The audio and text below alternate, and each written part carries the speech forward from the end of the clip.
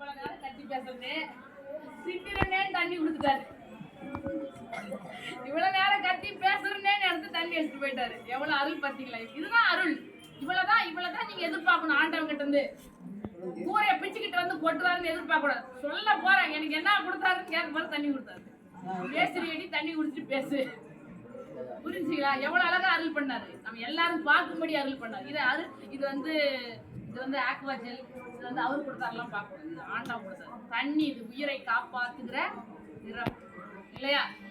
அந்த மாதிரி அவருக்கு தாளம் கொடுத்தாரு, எனக்கு தண்ணி கொடுத்தாரு. அடுத்த தரம் சரி தாளம் கொடுத்தாரு, அவருக்கு தட்டி தட்டி பாடி கொடுத்தாரு. இந்த ஊர்ல இருந்து நான் வந்து நத்தத்துக்கு போகணும். நடந்து போகணும். என்ன அவசியம்? நான் என்ன தப்பு பண்ணலாம்? நடந்தா எனக்கு என்ன வலிக்கும்? அதனால பல்லக்கு கொடுத்தாரு.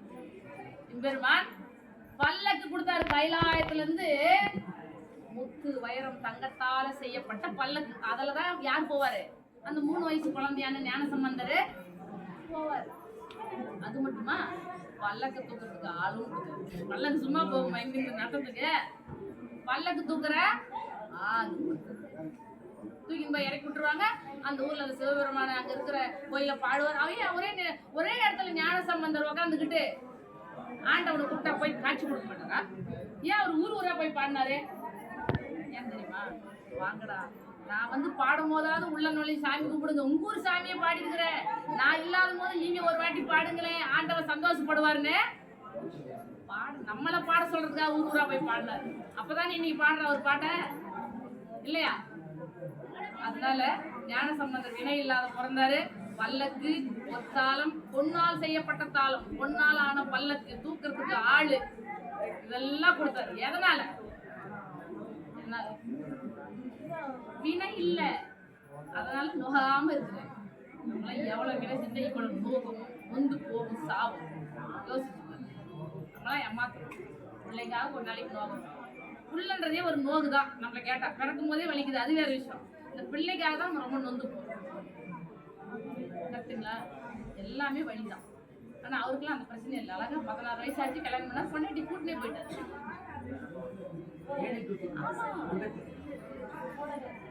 சொர்க்கத்துக்கு போல, சிவ பதவி அடைஞ்சாரு. இருக்கிறதுலே சிறந்த பதவி கைலாய பதவி. அங்க போய் சிவ பதவி அடைஞ்சாரு. புரிஞ்சுங்களா?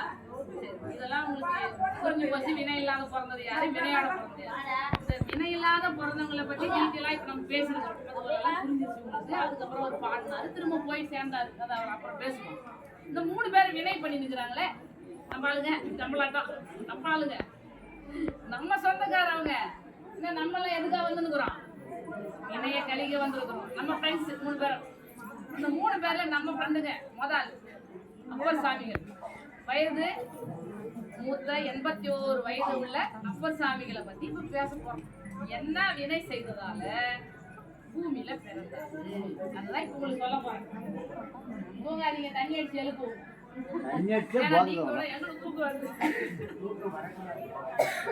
தூக்கெல்லாம் வறுமையா வராம எப்படி இருக்கும்? நேத்து வரையும் தூங்கி இந்த விஷயத்தை நீங்க விட முடியுமா? முடியாது. நான் ஒத்துக்கிறேன். காலசிஸ்வர மேல ரொம்ப நம்பிக்கை இருக்கு, தூங்க வைக்க மாட்டாங்க. சரியா?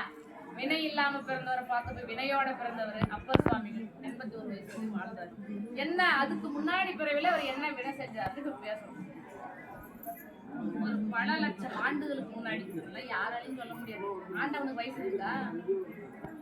எப்ப பிறந்தாருன்னு யாருக்கு தெரியும்? எப்ப இறந்தாருன்னு யாருக்கு தெரியும்? பிறக்கம் இல்லை, இறக்கம் இல்லை. அழிவில்லாதவன், ஆக்கமும் அளவும் இல்லாதவன். அளவு கூட இல்லை, இவ்வளவு இருப்பா, உலக அளவுலயும் விரிஞ்சு கிடப்பான். அதனால அவன்லாம் சொல்ல முடியாது. ரொம்ப வருஷங்களுக்கு முன்னாடி, சிம்பிளா சொல்றேன், ரொம்ப வருஷங்களுக்கு முன்னாடி நம்மாலு நம்ம சொந்தக்காரன் ராவணன். இப்பெல்லாம் ராவணன் பசங்களுக்கு பேர் வைக்கிறாங்க. ஏன் தெரியுமா? சிவபக்தியில அவனை அடிச்சுட்டு இப்போ வரை யாருமே பிறக்கல. அப்பேற்பட்ட ராவணன். அந்த ராவணன் ஒரு சமயம் அவரோட புஷ்பக விமானத்தை எடுத்துக்கிட்டு அப்படி போறாரு. எல்லா உலகத்திலயும் அவர் போயிட்டு வந்துருக்கிற ஆளு. அப்படி போகும்போது கைலாயத்தை கிராஸ் பண்றாரு. இதுதான் கைலாய மலைன்னு வச்சுக்கிறது. இப்படி மேலேயே கிராஸ் பண்றாரு. நம்ம நந்தி பெருமாள் பாக்குறாரு. என்னடா தைரியம்? அவர்தானே இந்த கோயில் காவலாளி. அவர் மீறி உள்ள வர முடியுமா? வெளில போயிட முடியுமா? அவர் கேக்குறாரு, ராவணா எம்பெருமான் வாழக்கூடிய மலடா இது, ஒதுங்கி அப்படியே போடா அப்படின்னு சொல்லி ராவணன் குரங்கு மாதிரி மூஞ்சி வச்சுட்டு எனக்கு அட்வைஸ் பண்ணுறீங்க எப்படியா? குரங்கு மாதிரி மூஞ்சி, நந்தி பெருமானை பார்த்து குரங்குன்னு சொன்ன ஒரே முட்டா பையன் இந்த ராவணன்.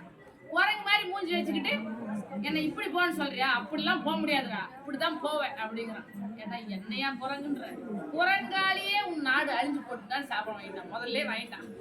குரங்காலியே உன் நாடு நகரமெல்லாம் அழிஞ்சு பாலா போட்டுன்னு சாப்பிடும், டென்ஷன்ல கொடுத்துட்டாரு. அவ்வளவுதான்.